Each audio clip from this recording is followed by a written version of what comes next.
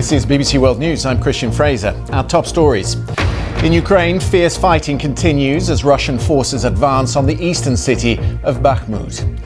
1 month after the devastating earthquakes that killed more than 50,000 people in Turkey and Syria, many are still living without proper shelter. Migrants crossing the English Channel to the UK in small boats would be banned from ever returning under government plans announced in London.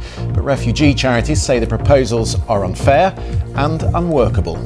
And for the first time in his career, Sir David Attenborough will explore the British Isles in a new landmark BBC documentary.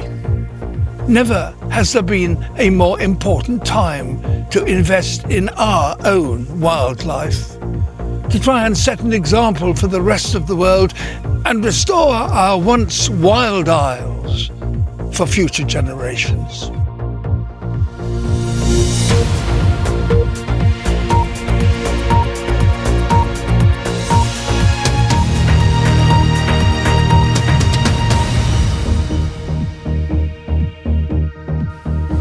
Hello, warm welcome to BBC World News. Ukraine's President Volodymyr Zelensky says the country's military commanders want to continue defending the embattled eastern city of Bakhmut. It follows reports from a US-based think tank suggesting Ukraine was probably withdrawing some of its forces from the city. Russia is continuing its all-out assault to capture the eastern Ukrainian city, while the city's deputy mayor has told the BBC that not a single building had remained untouched and that the city is almost destroyed. Here's our diplomatic correspondent, James Landale. The UK government is set to announce plans to ban migrants who arrive in the country in small boats from France from ever returning to the UK. The opposition Labour Party leader, Sir Keir Starmer, says the proposals are unworkable, while refugee groups say thousands of people will be left in legal limbo. Here's our political correspondent, David Wallace-Lockhart. Officials in southwest Pakistan say a suicide bomber has killed at least 9 policemen. The explosion struck a police truck in the southwestern city of Sibi in Balochistan province. Hospital medics say at least 13 others have been injured in the blast.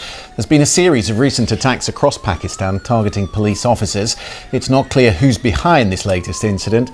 Separatists in the region have been fighting the government for decades, and the Pakistani Taliban say they've carried out a number of similar attacks. No one has claimed responsibility as yet.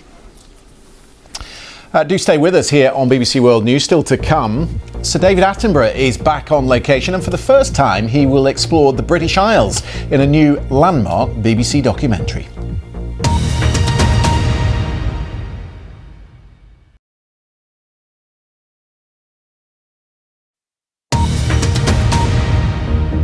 This is BBC World News. Former colleagues of Britain's Deputy Prime Minister Dominic Raab have spoken to the BBC about their experience of working with him as an inquiry into bullying claims are thought to be reaching their final stages. Our political correspondent, Ione Wells, has been speaking to people who have worked closely with the Justice Secretary about the challenges facing the inquiry. MPs in Georgia have exchanged blows during a parliamentary committee hearing.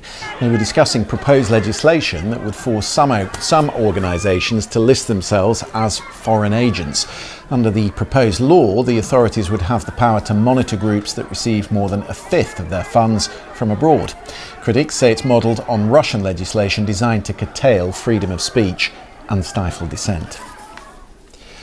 Insiders at the social media giant Twitter have told BBC's Panorama programme that the company is no longer able to protect users from online abuse, state-coordinated disinformation and child sexual exploitation, following mass sackings and changes under the new owner, Elon Musk.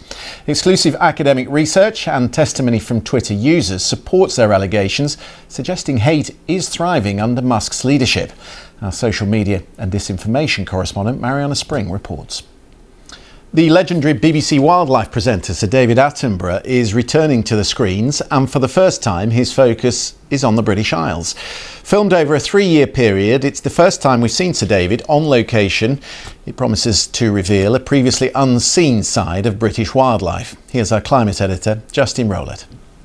Should be good. Now, Gary Rossington, the last original member from the band Leonard Skinner, has died at the age of 71. He appeared on all the band's albums and co-wrote their 1974 hit Sweet Home Alabama.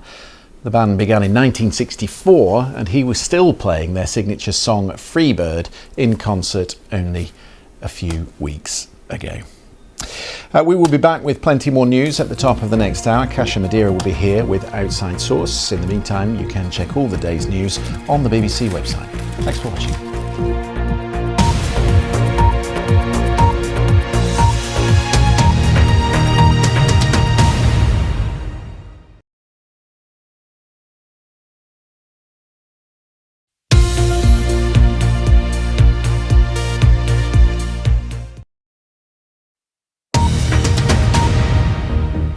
This is BBC World News. The headlines. In Ukraine, fierce fighting continues as Russian forces advance on the eastern city of Bakhmut. The deputy mayor says the region is almost destroyed, but that Russia has not yet seized control. 1 month after the devastating earthquakes that killed more than 50,000 people in Turkey and Syria, many are still living without proper shelter. The UN estimates at least 1.5 million people in Turkey alone are homeless. Migrants crossing the English Channel to the UK in small boats would be banned from ever returning under government plans announced in London. But refugee charities say the proposals are unfair and unworkable. The former Met police officer Wayne Couzens, serving life for the abduction, rape and murder of Sarah Everard, has now been sentenced to 90 months in prison for indecent exposure.